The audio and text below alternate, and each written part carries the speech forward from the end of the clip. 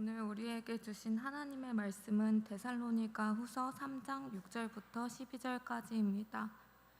형제들아, 우리 주 예수 그리스도의 이름으로 너희를 명하노니 게으르게 행하고 우리에게서 받은 전통대로 행하지 아니하는 모든 형제에게서 떠나라.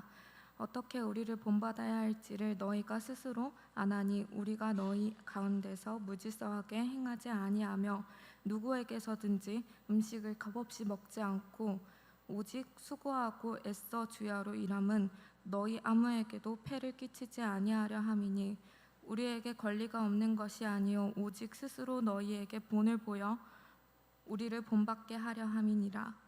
우리가 너희와 함께 있을 때에도 너희에게 명하기를 누구든지 일하기 싫어하거든 먹지도 말게 하라 하였더니 우리가 들은즉 너희 가운데 게으르게 행하여 도무지 일하지 아니하고 일을 만들기만 하는 자들이 있다 하니 이런 자들에게 우리가 명하고 주 예수 그리스도 안에서 권하기를 조용히 일하여 자기 양식을 먹으라 하노라. 이는 살아계신 하나님의 말씀입니다.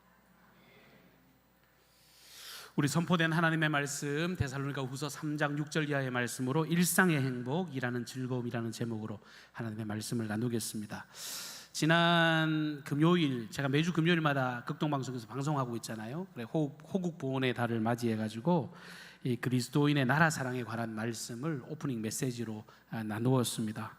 우리 민족 복음화를 위해서 힘썼던 믿음의 선배들에 관한 이야기들, 특별히 지난 주일날 우리가 함께 말씀을 공유한 것처럼 사도 바울을 비롯해서 신앙의 선배들이 애국자로서의 삶을 살았던 그것을 우리도 함께 공유하고 진짜 멋진 애국자로 살았으면 좋겠다, 그런 이야기를 나누었습니다.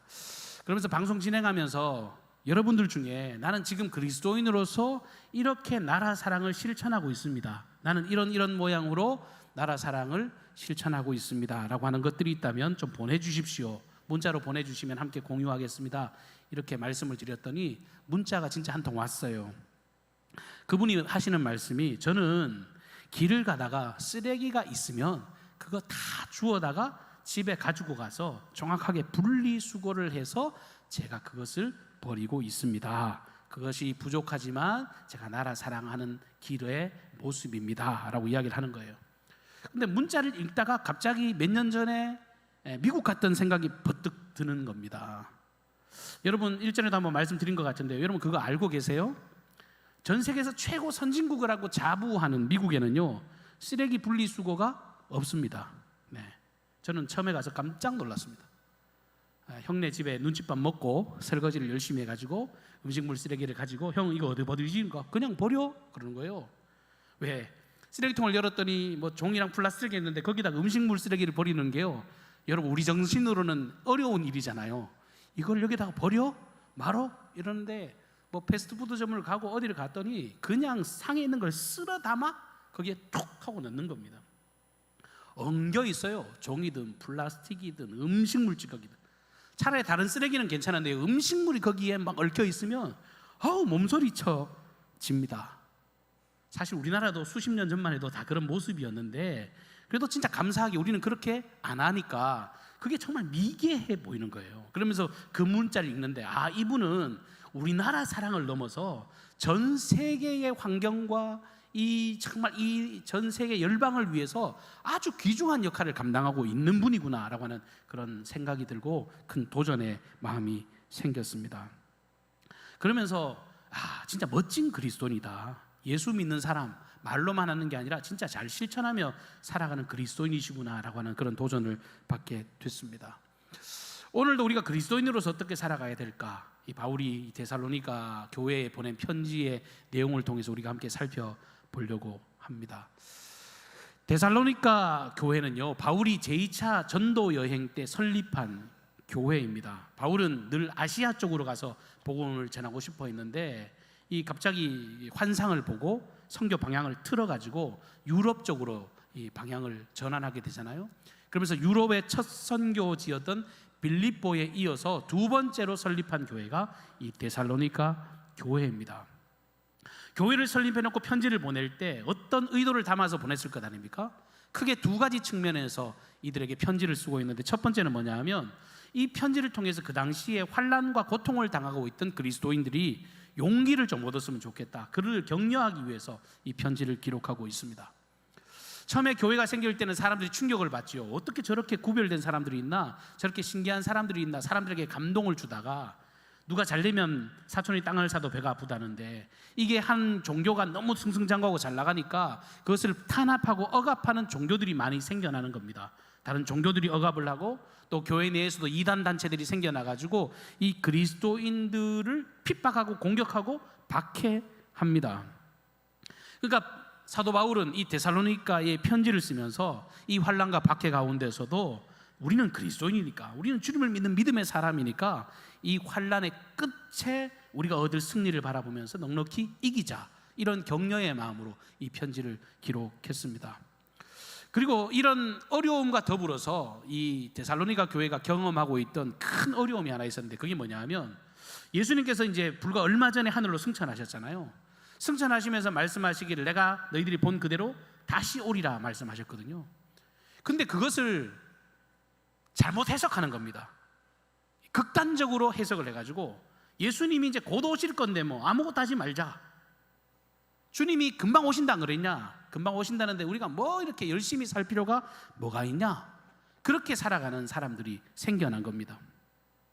혹은 이미 예수가 임했대 라고 하는 그런 거짓 소문까지 퍼뜨려가지고 그야말로 당황하고 놀라는 사람이 있는가 하면 그저 생업을 포기하고 일상의 삶을 중단하는 그런 무질서한 삶을 살아가고 있는 이들에게 그러면 안 돼를 이야기하기 위해서 이 편지를 기록하고 있습니다.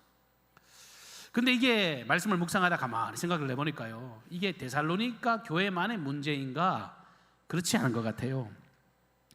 교회사를 거슬러 올라가 보면 언제든지 신앙의 문제라 발생할 때가 있어요. 여러분 참 말이 그렇죠. 믿음을 가졌는데 좋은 열매가 나타나지 않아요. 신앙을 가졌는데 엉뚱한 결과를 맺는 경우가 많죠. 지금도 마찬가지입니다. 지금도 믿음 좋다고 자부하는데요, 엉뚱한 방향으로 갈 수 있어요. 신앙이라는 이름으로 엉뚱한 일을 행할 수 있다는 겁니다. 특별히 이 종말론에 관해서는요, 정신 바짝 차리고 우리가 잘 분별하고 살아가야 한다는 것입니다. 1992년도 하면 여러분 탁 대담이 나오죠? 다미선교회, 여러분 생각나시죠? 다미선교회라고 하는 말은 다가올 미래선교회입니다. 이름 거창하잖아요. 다미선교회, 우리가 부정적으로 인식합니다만 그들은 다가올 미래를 준비하는, 미래를 내다보는, 미래를 준비하는 선교회였습니다. 그런데 어떻습니까? 우리만 부끄럽게 기억하고 있는 게 아니라 대한민국 사람들 아무나 붙잡고 1992년 다미선교회 그러면 고개를 절레절레 흔듭니다. 그때부터 아마 더 핍박이 우리에게 심해졌을지도 몰라요. 하여튼 저 예수쟁이들 저것들, 이런 비난을 받게 하는 그런 통로 역할을 이 다미선교회가 감당하게 됐죠. 1992년 10월 28일에 예수님께서 재림하신다라고 하는 날짜가 이장님을 통해서 발표되면서 그날 휴거가 일어날 것이라고 주장하면서 사람들이 자기 일상의 삶을 버려버립니다. 포기해버립니다. 그리고 뭘 준비해요? 우리 휴거 받을 거야. 주님께 들림 받을 거니까 우리가 정말 그날을 준비하자. 학생들은 학업을 포기하고 사업을 하던 사람들은 사업장을 팔아버리고 정말 자기 생업을 포기합니다. 입던 옷도 불태우는 게 뉴스에 나오더라고요.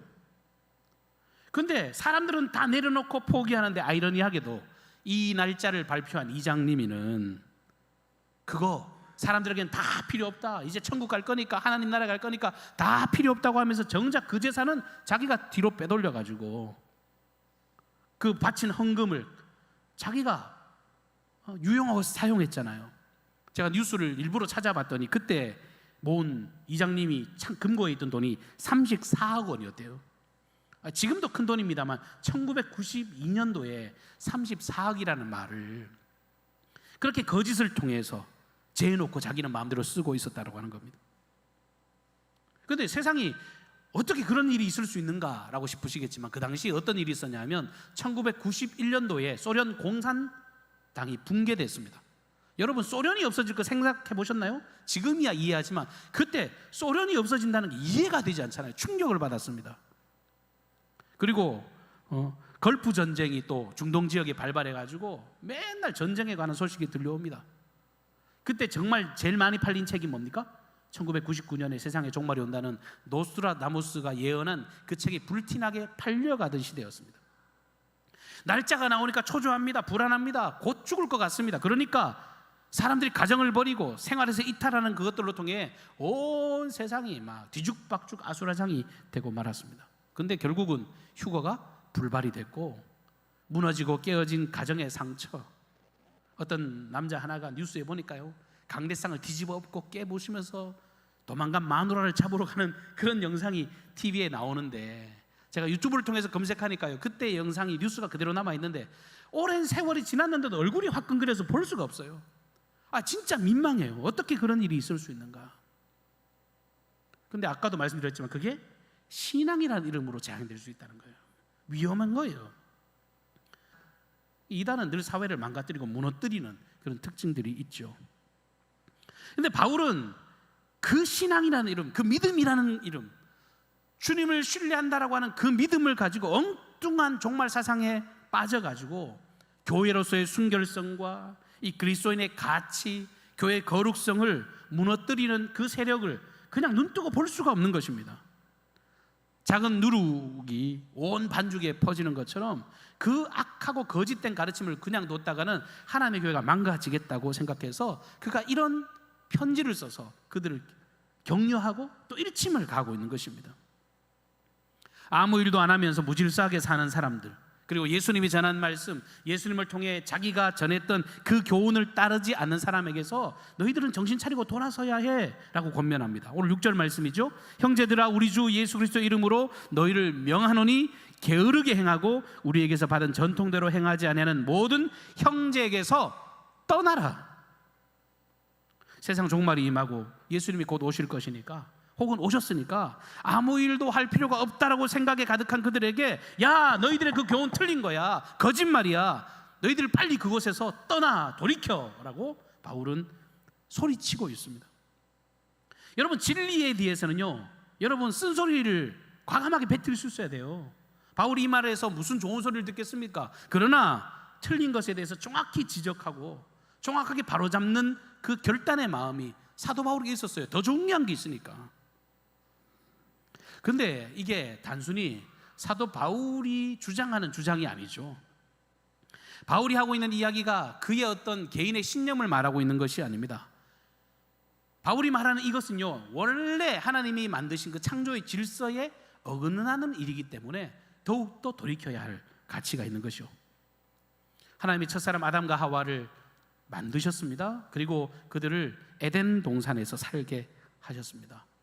창세기 1장 27절과 28절 말씀에 인류에게 주신 대명령이 기록되어 있죠. 하나님이 자기 형상 곧 하나님의 형상대로 사람을 창조하시되 남자와 여자를 창조하시고 하나님이 그들에게 복을 주시며 그들에게 이르시되 생육하고 번성하고 땅에 충만하라, 땅을 정복하라, 바다의 물고기와 하늘의 새와 땅에 움직이는 모든 생물을 다스리라 하시니라.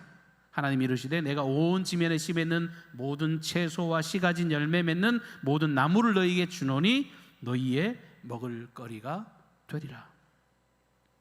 하나님은 사람 만들어 놓고요, 야, 너희들이 생육해라, 번성해라, 다스리고 정복하라 라고 말씀을 주셨습니다. 근데 이것은 사람이 듣기가 좀 싫은가 봐요.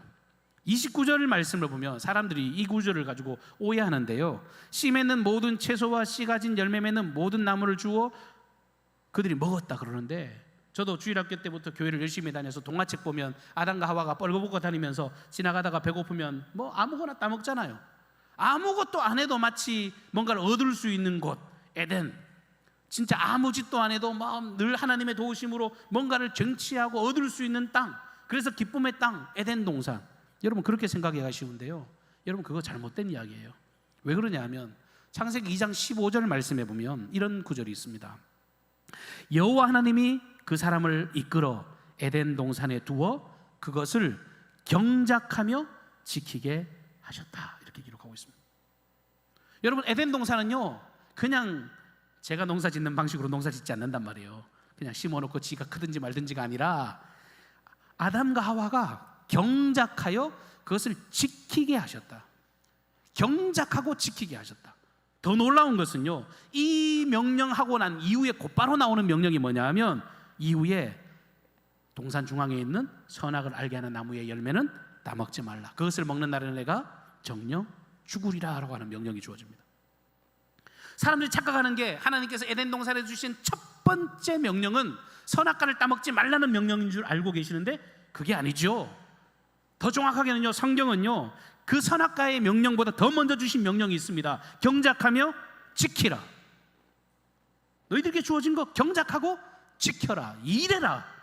열심히 너희에게 주어진 것들을 감당해라. 이것이 하나님께서 주신 인생의 최초의 명령이었다고 하는 겁니다. 이후에 막 에덴 동산을 쫓겨나고 아담이 형벌을 받아서 정신토록 열심히 땀 흘려 일하는 것, 그것은 막 형벌의 결과라고 여러분 생각합니다만 그것은 그 이후의 이야기고요. 애시당초 처음부터 하나님은 이 일이라고 하는 것을 인간에게 주신 아주 신성한 선물로 주신 겁니다. 열심히 살아가라는 거예요. 자기 몫에 대해서. 언제까지? 주님 뵙는 그날까지. 마태복음 24장에 보면 인류 종말에 관한 이야기가 나오죠. 우리가 종말론에 관한 말씀으로 시작을 했는데 정작 예수님께서 이 종말에 관한 이야기를 할 때 제자들이 궁금증이 생겼습니다. 아, 주님이 도대체 이 땅이 언제 망합니까? 언제 멸망합니까? 주님이 도대체 언제 오시는 겁니까? 주님의 날이 언제 임합니까? 이렇게 물었을 때 주님은 그날과 그 시는 아무도 모른다, 이렇게 대답을 해 주셨습니다. 세대주의 종말론자들, 이장님 같은 사람들, 그날을 자기들만 아는 것처럼, 특별하게 뭔가 구원에 대해서 자기들만 비밀을 알고 있는 것처럼 속입니다만 성경은요 그날과 그 시는 아무도 모른다, 오직 하나님만 아시는 영역이라고 말씀하고 있습니다. 왜요? 그래야 사람들이 게으르게 살지 않아요.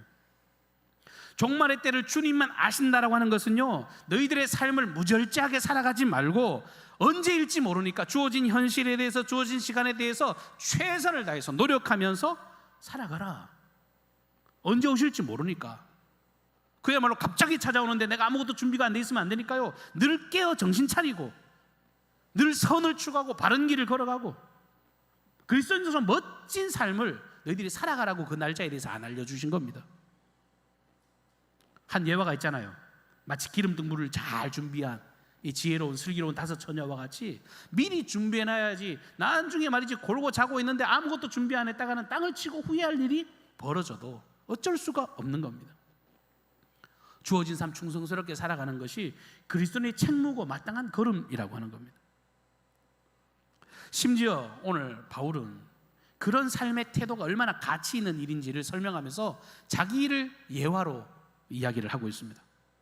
자기도 똑같이 데살로니가 교회 성도들과 같은 시대, 동시대를 살아가고 있었습니다. 그런데 자기는 사도로서 솔직히 별 일 안 해도, 사도로서의 역할만 감당해도 그 받을 삭슬 가지고 생활할 수 있었습니다. 그런데 나는 그 삭슬 받을 그 권리를 내가 유보하겠다. 내가 너희들을 통해서 내가 정말 먹고 힘쓸, 마치 제사장들이 거둬들인 11조를 통해서 생활하고 했던 것처럼 사도로서의 그런 가치가 충분히 있었지만 내가 오히려 그거를 내려놓고 내가 자비량 선교로 이 모든 일들을 감당하겠다. 그리고 돈 버는 데만 목적을 가진 게 아니라 그것을 벌고 그것을 먹고 쓰면서 한 영혼의 구원을 위해서 복음 전도하는 일을 열심히 매진했던 자기 삶을 이야기를 하는 겁니다. 실제로 자기는 천막 만드는 일을 통해서 경제적인 것들을 부담하고 그리고 목양하는 일에도 최선을 다했던 사람이 사도 바울 아니었습니까? 그러니까 내 삶이 주님 안에서 이렇게 멋지고 아름다운 삶을 살아내고 있으니까 당신들도 이런 정신으로 더 가치 있게, 그렇게 게으르게 나태하게 살아가지 말고 멋진 삶을 살아가라. 특별히 본문 10절 말씀에 보면 유명한 구절이 있죠. 누구든지 일하기 싫어하거든 먹지도 말게 하라. 아주 강력한 명령을 하고 있습니다. 일하기 싫으면 먹을 수 없다는 거예요. 그냥 감나무 밑에서 덕 벌리고 감 떨어지길 기다리는 건 그리스도인의 태도가 아니다. 제가 아까도 말씀드렸습니다만 신앙이라는 이름, 이 복음을 가졌다는 것, 그리스도인들이 가진 마음들 중에요 좀 아차 잘못하면 놓치기 쉬운 마음이 있어요. 뭐냐 하면 우리 그리스도인들은 늘 나그네 의식을 가지고 살아가잖아요. 우린 지나가는 나그네라는 인식을 가지고 살아갑니다. 우리의 영원한 본향 저 천국을 향해 걸어가는 존재. 그러니까 이 땅은 악하고 우리는 거룩한 그 나라를 사모하는, 그렇게 이원론적으로 구분하는 경향이 많은 사람들에게 있습니다. 틀린 말은 아니죠. 왜냐하면 이 정신을 가지지 않는다면 어떤 사람들은 거꾸로 이 땅에 막 자기의 성을 막 구축하고 어떤 장의 창고에 뭔가를 꽉 쌓아두고 내가 여기서 평생 먹고 살 것처럼 살아가니까 이 정신을 가지는 거 굉장히 중요합니다. 그런데 이런 것도 문제이지만 내세관을 그냥 가지고 이 땅에 대해서 어차피 천국 갈 건데 뭐 어차피 뭐 이 땅의 것 다 없어질 건데 뭐 그냥 즐기자, 대충 살자, 뭐 그렇게 마음을 가지는 것도 명백히 문제라고 오늘 사도 바울은 우리에게 교훈하고 있습니다. 사도 바울뿐만 아니라 요즘 새벽기도 때 베드로전서 말씀 묵상을 하고 있는데 베드로 역시도요 동일한 이야기를 하고 있어요. 우리가 예수 믿는 사람 아니냐, 그리스도인들은 사회의 질서를 잘 수용하는 사람들이다. 택한 족속 왕같은 제사장 거룩한 나라 하나님의 백성이라고 하면 정말 동떨어진 삶을 살아가는 것이 아니라 책임 있게 자기 삶에 열심히 최선을 다하고 질서에 순응하고 정말 맡겨진 그 모든 일들을 충성스럽게 감당하고 때로는 어렵고 힘든 일을 다가올 때 그것을 악으로 갚지 않고 도리어 선을 행하면서 하나님의 가치를 위해서 더 멋지게 걸어가는 존재들이 그리스도인이다라고 그렇게 동일한 가치로 이야기를 전하고 있단 말입니다. 일하기 싫어하거든 먹지도 말라. 이 말이 갈라디아서에 보면 사도 바울은 또 다른 측면으로 이 말을 설명합니다. 바로 심고 거두는 법칙. 갈라디아서 6장 7절 말씀에 이렇게 기록하지요. 스스로 속이지 말라. 하나님은 만물이 여김을 받지 아니하시나니 사람이 무엇으로 심든지 그대로 거두리라. 열심히 수고하고 땀 흘린 대가를 경험하고 살아가는 것, 그것이 그리스도인의 모습이라는 거예요. 예수 믿는 사람들도 뭐 그냥 쉽게 살려고 생각을 한다면 하나님 앞에 죄예요, 죄. 디모데후서 2장 6절 말씀에도 수고하는 농부가 곡식을 먼저 받는 것이 마땅하니라 라면서 하나님의 창조 질서대로 살아가는 거룩하고 성실한 삶을 주님은 우리에게 요구하고 계십니다. 잘못된 신앙이 들어차면 마치 일확천금이 떨어지고 마치 하나님께 복을 구하면 뭔가 하다가 대박이 터지고 뭔가 엄청난 것이 떨어지는 물권을 주시라고. 여러분 그렇게 기도해야지만 여러분 그게 우리의 가치가 아니라는 거예요. 잘못된 신앙관이 들어가면 엉뚱하게 그냥 자기는 손에 물 한 방울 안 묻히고 뭔가 하려고 하는 그런 그릇된 마음을 가질 수가 있습니다. 오늘 재림과 휴거에 관해서 이 단호한 태도를 가집니다. 예수님께서도 산상수훈의 말씀에 보면 산상수훈의 말씀이 아니네요. 마지막 그 종말의 때에 관한 말씀을 주시는 중에 이런 가르침을 주신 게 있습니다. 마태복음 24장 40절과 41절 말씀 여러분 한번 잘 들어보십시오. 그때 두 사람이 밭에 있음에 한 사람은 데려감을 당하고 한 사람은 버려둠을 당할 것이요. 두 여자가 맷돌질을 하고 있음에 한 사람은 데려감을 당하고 한 사람은 버려둠을 당할 것이니라. 여러분 들으셨어요? 이 사람들의 공통점이 뭐예요? 다 일터에 있어요. 일터예요. 이단들은요 데려감을 당하고 남겨둠을 당하고 거기에 포커스를 맞춰요. 근데 성경은 뭐라고 말합니까? 두 사람 다 밭에 있어요. 두 사람 다 맷돌질을 하고 있습니다. 모두가 다 자기의 삶의 터전에 있다가 어떤 사람은 들림을 당하고 어떤 사람은 버려둠을 당한다는 거예요. 뭐예요? 자기 삶에 최선을 다하고 그리스도인으로서 가치 있는 삶을 살아가고 정말 멋진 주님이 진짜 부르시는 그날까지 최선을 다해서 일터와 현장을 거룩히 지키다가 하나님께 부름받는 겁니다. 누구는 막 일터에 있고 누구는 교회에 와가지고 막 열심히 기도하고 있는데 교회에 있는 김집사가 구원을 받았다, 그게 아니라 정말 일터에서 그리스도인으로 열심히 최선을 다할 때 주님께서 그 삶을 감동받으시고 그때 이 구원의 역사도 이 휴거의 역사도 아름답게 드러나고 나타나게 될 것이라는 게 예수님이 종말에 대한 교훈이라고 하는 겁니다. 시편 128편 2절 말씀, 네가 내 손이 수고한 대로 먹을 것이라 내가 복되고 형통하리로다. 잠언 21장 25절 말씀에도 게으른 자의 욕망이 자기를 죽이나니 이는 자기의 손으로 일하기를 싫어함이니라. 성경 곳곳에는요 뭐 복음, 충성 뭐 이런 이야기들보다 어찌 보면요 일을 잘하라, 최선을 다해서 살아가라, 멋지게 영광을 위해서 걸어가라, 이런 우리의 가치에 대한 이야기가 훨씬 더 많은 것 같아요. 그리스도인으로서 주어진 이 모든 삶을 아름답게 걸어가는 것. 밀레가 그린 여러분 만종이라는 그림 다 잘 아실 겁니다. 그냥 그림만 갖다 놓으면 그 그림 알 정도로 유명한 그림이잖아요.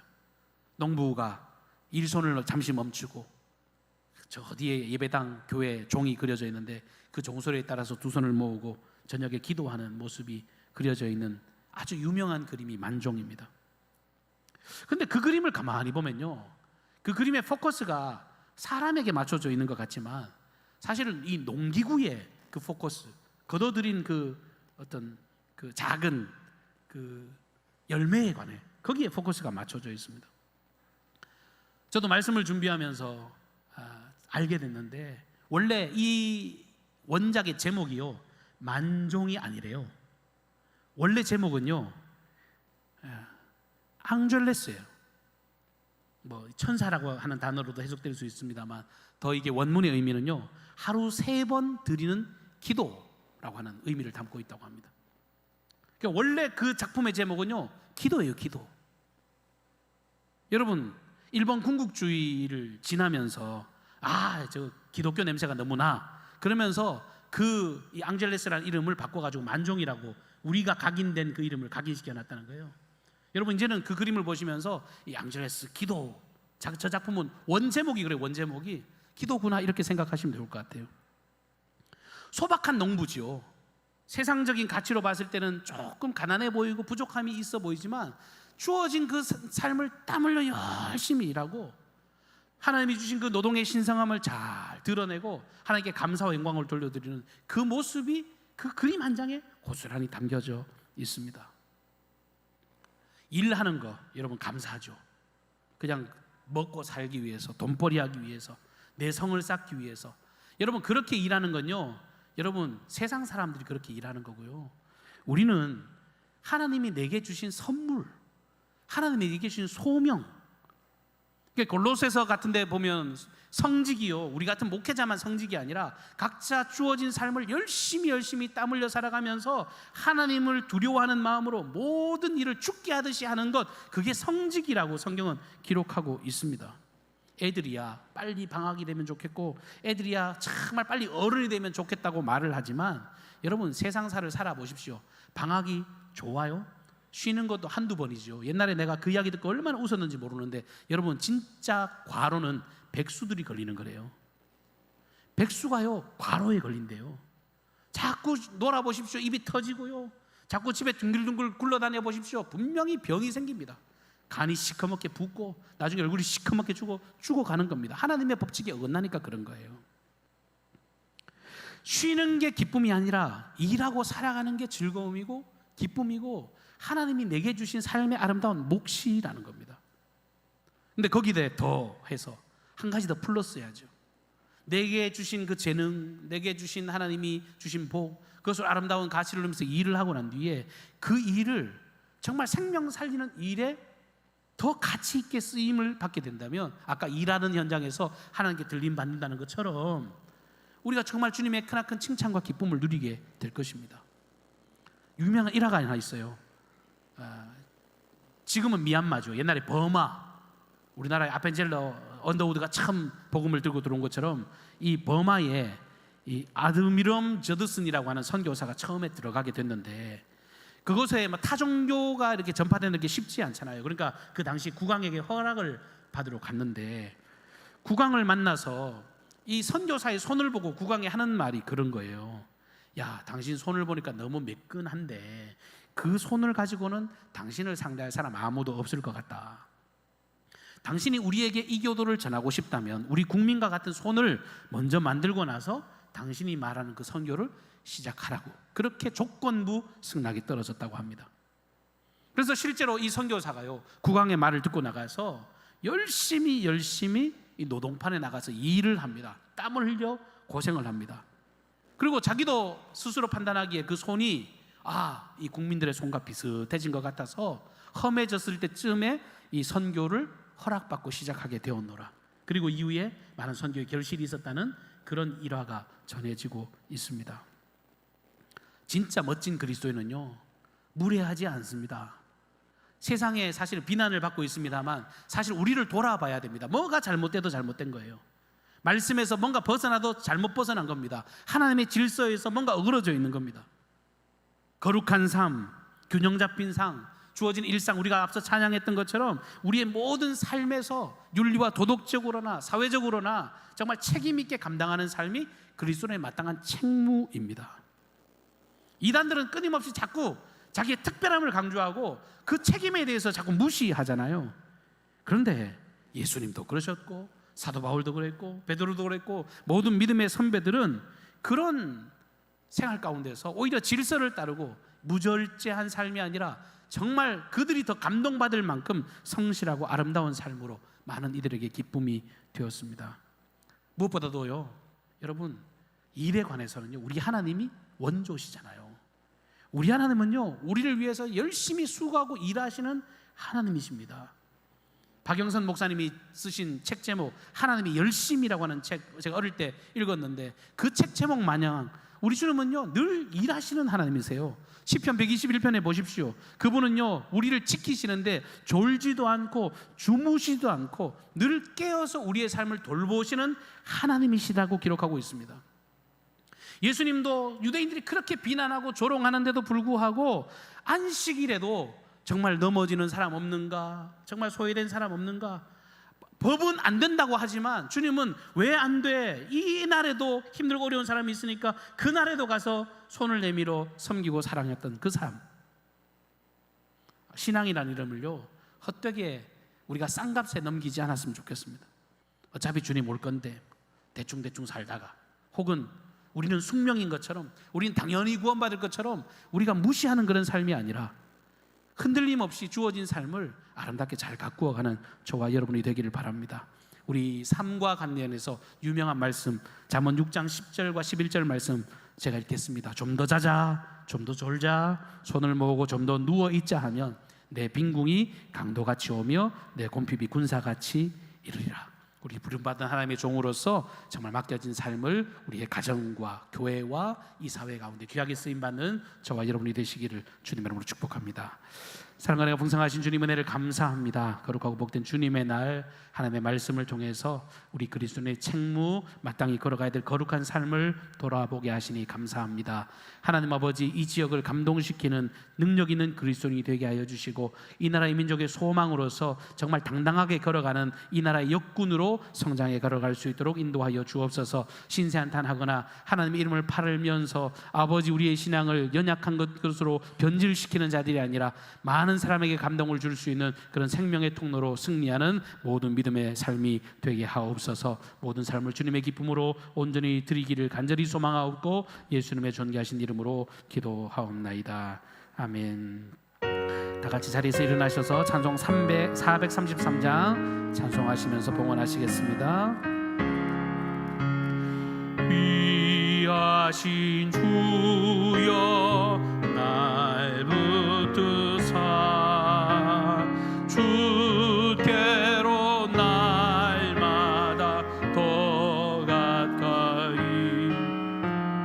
저 하늘 나라 나 올라가 구주의 품 안에 늘 안기요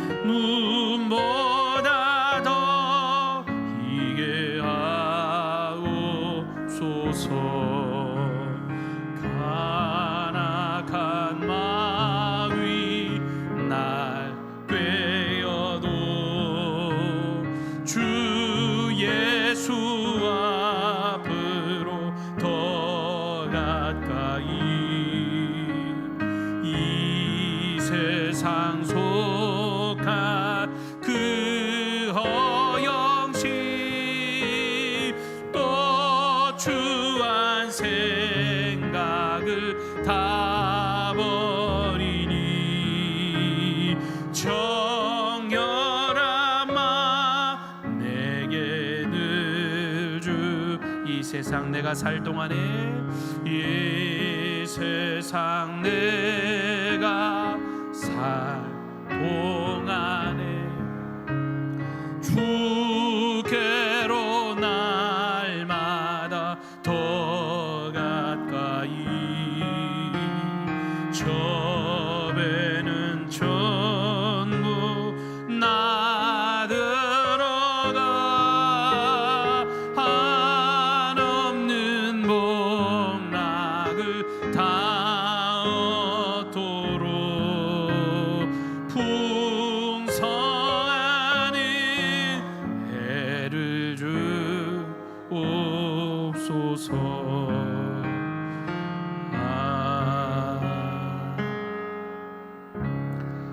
영광과 찬송을 받으시 합당하신 주님, 오늘 우리가 하나님 앞에 살아가는